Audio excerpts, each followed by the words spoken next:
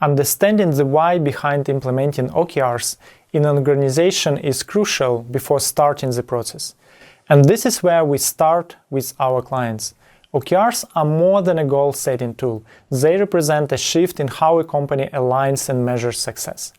They encourage transparency, focus, and rhythm of setting ambitious goals. If the reasons for adopting OKRs are clear, it fosters buy-in across all levels of the organization. It ensures that everyone is moving towards the same objectives, understands the value of their contributions, and can see the progress being made. In our lesson on why OKRs, we'll explore these foundational reasons and how they can transform the way we work with goals in the organization. Based on our experience helping a number of companies with their OKR implementation, we have outlined 8 main reasons for OKR adoption. We have put them into the acronym T of Facts. Implementing OKRs can significantly benefit a company by fostering transparency, empowerment, and agility within the organization. Transparency ensures clear communication of goal achievement across all levels, while empowerment increases team engagement by fostering a culture of trust. The transition to agile ways of working promotes flexibility, supporting self-organization and iterative improvements. OKRs help the company maintain focus on strategic priorities, aligning efforts across departments and maximizing synergy. They enhance commitment among teams by clearly defining objectives and instilling a sense of purpose. Tracking progress through OKRs allows for timely adjustments and continuous improvement. Finally, OKRs enable the organization to set and achieve ambitious, stretching goals, driving significant growth and internal mobilization. When you start asking a company why would you like to implement OKRs, they might not have clear answers. And the goal of the OKR coach is to help clarify what exactly they would like to achieve with the OKR setting approach. It is rare that a company will mention all of these 8 reasons. In case they would like all of it, then a good question is, what are the 3-5 most important reasons you would like to implement OKRs? Help them to prioritize, as answers on the why OKRs question will influence the way OKRs will be implemented. Let's dive into each of the reasons and see how it might influence the decision for OKR adoption. Transparency. When a company chooses to implement OKRs with transparency as a guiding principle, there are several critical decisions to make. First, ensure that the strategy and OKRs are accessible to everyone in the organization. This means every team member can see what the objectives are and how they contribute to the bigger picture.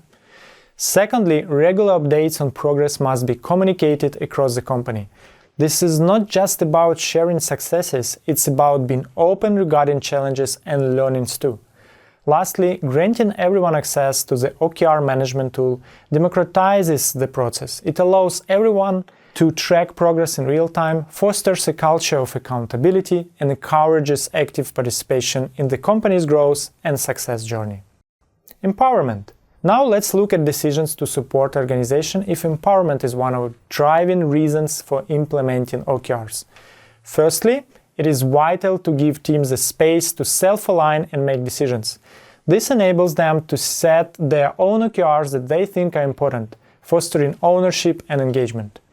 This approach moves away from a strict top-down alignment, encouraging a more collaborative and inclusive setting, where goals are shared and supported, but not dictated.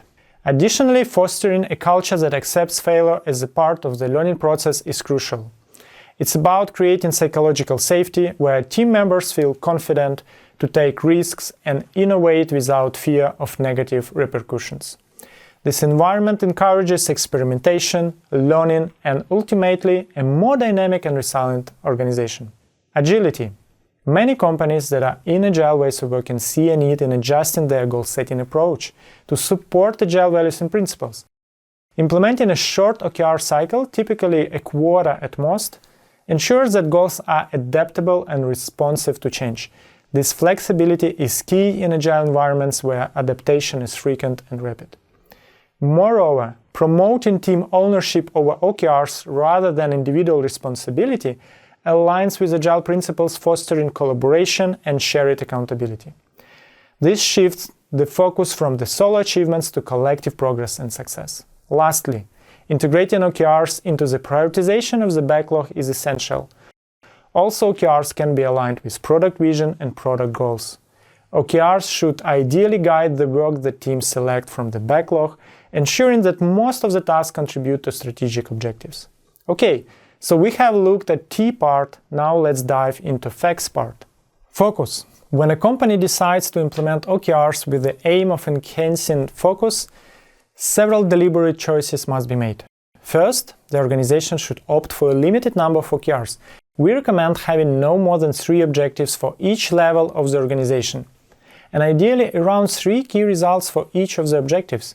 By narrowing down the objectives, the organization can concentrate its efforts on what will truly move the needle. Remember the saying, OKR is not a planning tool, OKRs are for driving significant changes. OKRs should represent focused and significant changes that you would like to achieve. And it means that you will need to actively decide what not to do. This means identifying and setting aside tasks and projects that do not contribute directly to the strategic objectives.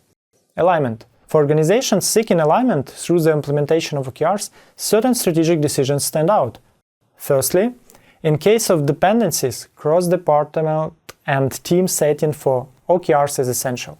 This creates a shared understanding of goals across different parts of the organization, ensuring everyone is working in concert rather than a cross-purpose. Next, establishing a clear vision, mission, and strategic direction provides a North Star for all OKRs.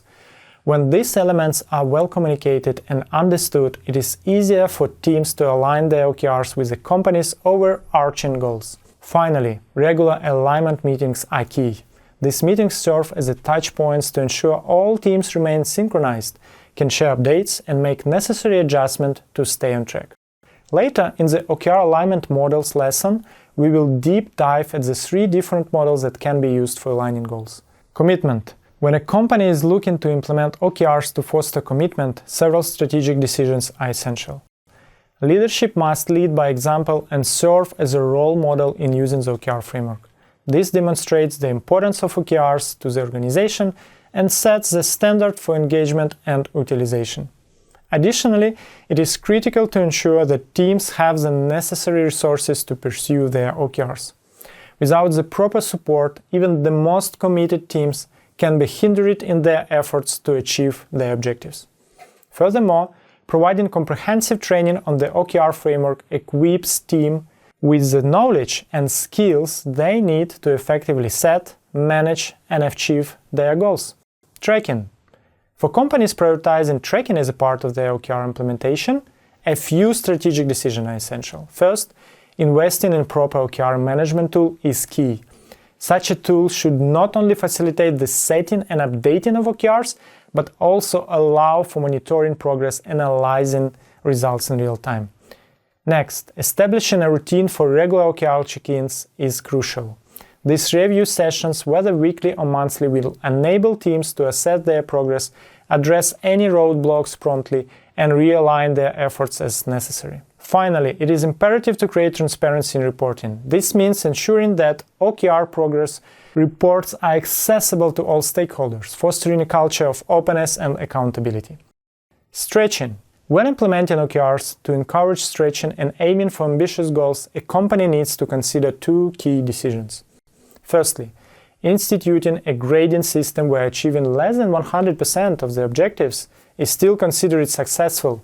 For instance, a 70% achievement rate could be seen as a success, acknowledging that the goal was meant to push limits and that reaching even pathway is progress. Secondly, it is crucial to be cautious about how bonuses or other incentives are tied to OKR results. The intention behind stretch goals is to encourage growth and learning. If bonuses are directly linked, it may deter individuals from setting truly ambitious goals for fear of missing out on rewards. We will look into more details in the stretching part in OKR types and OKR grading and reporting lessons. Hopefully, after our lesson, you see the significance of understanding the why behind implementing OKRs. When it is clear why you would like to implement OKRs, it is important to check if your organization is ready. The favorable conditions for implementing OKRs are: there is a strategy connectable to OKRs, which will be foundation for alignment and defining OKRs. You are ready for culture with more transparency, more team empowerment, more outcome-driven management, and more agility. You have a person that is motivated to lead the OKR implementation. For your homework, reflect on your own, or your team's, or your company's motivations for adopting OKRs. What goals are you striving to accomplish? Consider what decisions need to be made to reinforce the values you are targeting with OKRs. This reflection is key to a purposeful and successful implementation. In the next lesson, we will look at the importance of having vision and mission as a foundation for the alignment in the organization.